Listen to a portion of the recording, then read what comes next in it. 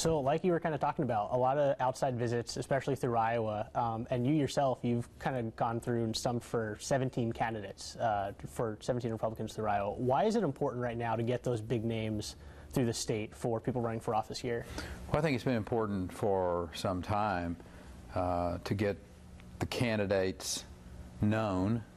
You think about, whether it's Adam Gregg or, Sam Clovis ran for the Senate, and people know Sam, who's a great candidate, by the way, but some of the other candidates are not that well known. So for 6 months, as we've been getting folks focused, coming and talking about these candidates, being at different forums with them, giving them the opportunity, and you bring in some folks from out of state, some that have some national exposure, and it helps them in turn be seen with all these men and women from various and sundry parts of the country. So anyway,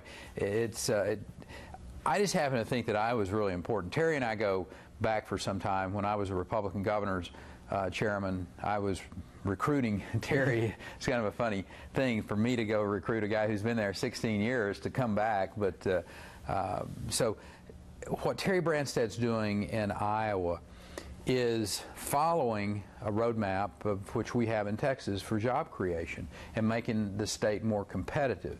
So at the statewide level, it makes sense, and the Iowa level, then obviously this United States Senate race could be pivotal to who's going to be in control of the Senate, whether it's going to be Republicans and that pro-business, pro-jobs message, or whether it's going to be more of Obama's legacy that we've had for the last 6 years, which has not necessarily been good for job creation. In that sense, is the party kind of doubling down on this next 2 weeks? I mean, we have almost every day huge names coming through. I hope they are. Yeah, I do. I hope. I hope the Republican Party nationally, and I think they do, realize how important it is for a Rod Blum to get elected in that seat. That's been in the other parties' control for a pretty good period of time.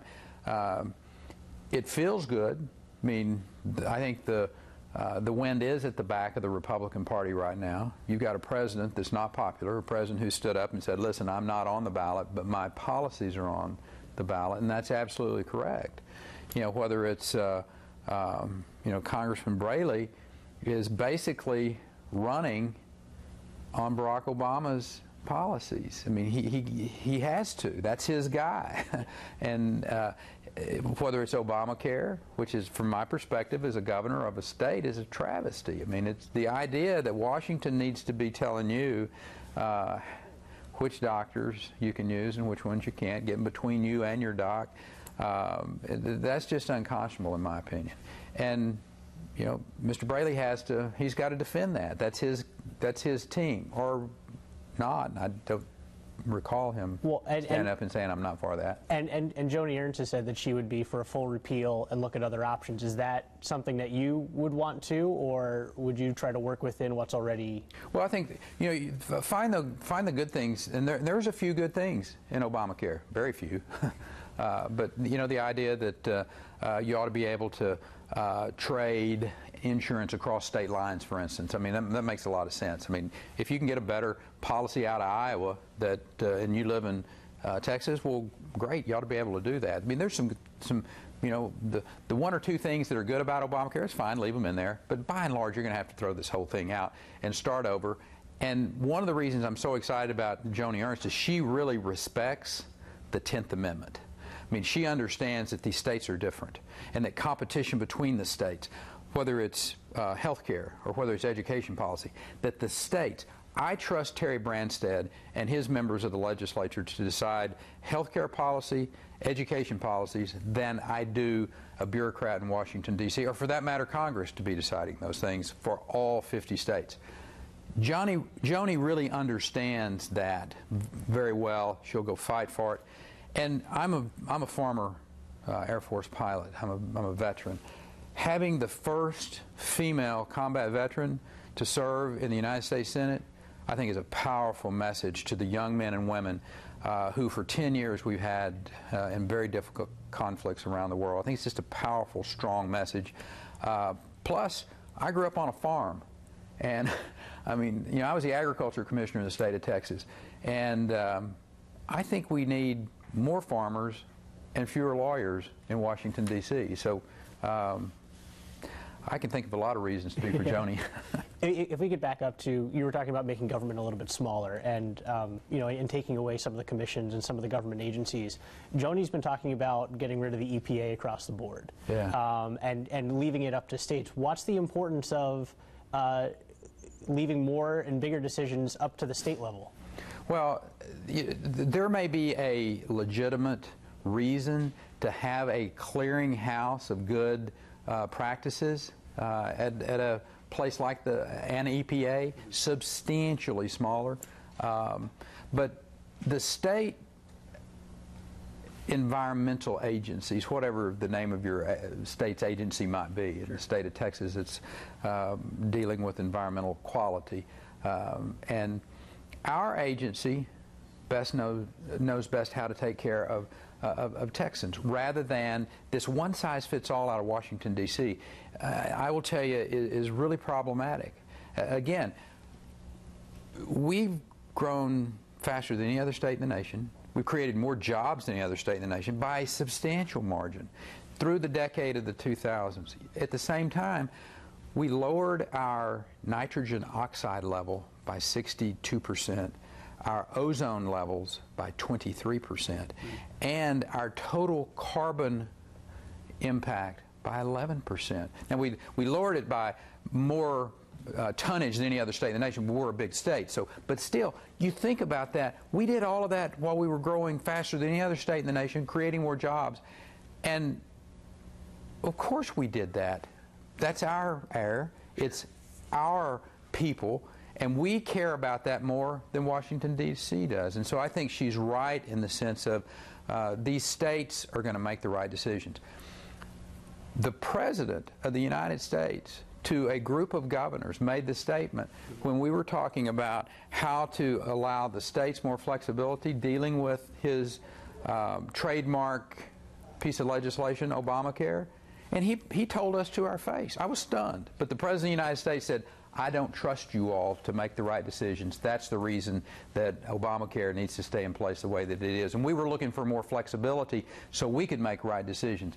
Well, that's a bad concept. On that note, if the Republicans take the Senate and hold the House, like it's looking like it's absolutely possible could happen in terms of taking the Senate, what does that mean for the last 2 years of the Obama administration? Is it a, you know, now we have the legislative branch, so it's a, you know, the GOP is a force to be reckoned with, or is it a hold the president hostage? Would it be, you know, is it payback for ramming the Affordable Care Act through? Well, I think that thoughtfully they will go in, put pieces of legislation on the president's desk that make sense, whether it's making some substantive tweaks to Obamacare, whether it's doing some issues dealing with national education policy, that the president will either have to make really bad political decisions and veto a piece of legislation that the bulk of the people of America want, or he can work with the United States Congress and the Senate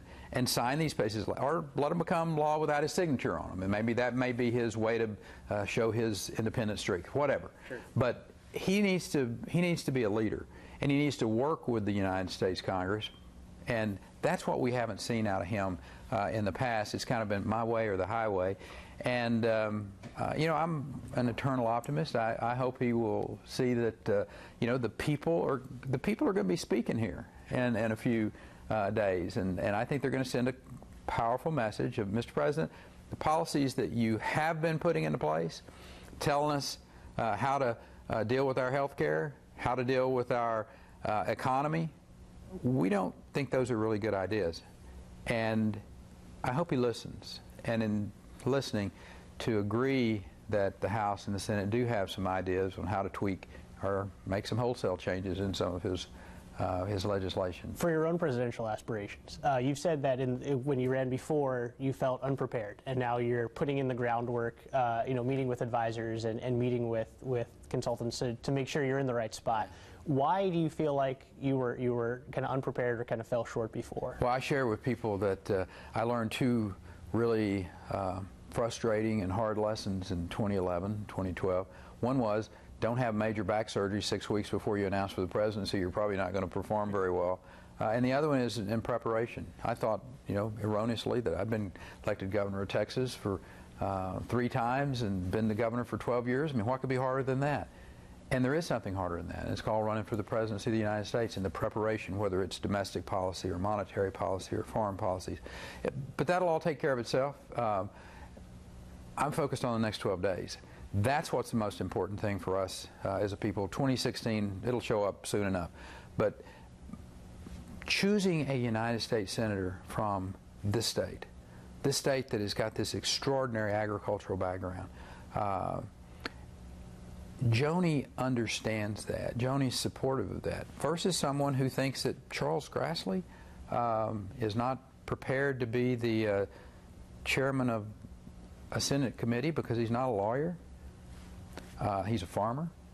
Well, my father's a farmer. I come from a generation of after generation of farmers, and there's some really great and good and hardworking and smart people that make their living from the agriculture community. As I said earlier, I think Washington would be substantially better off, and America would be better served if there were more farmers and less lawyers in Washington, D.C. 2 more for you. How does this year and these midterms set the stage for the whole party in 2016 in terms of keeping the momentum, the wind at your back, like you said, going till then? Well, there's 12 days, and in those 12 days, a lot of things can happen. We live in a overload of information almost.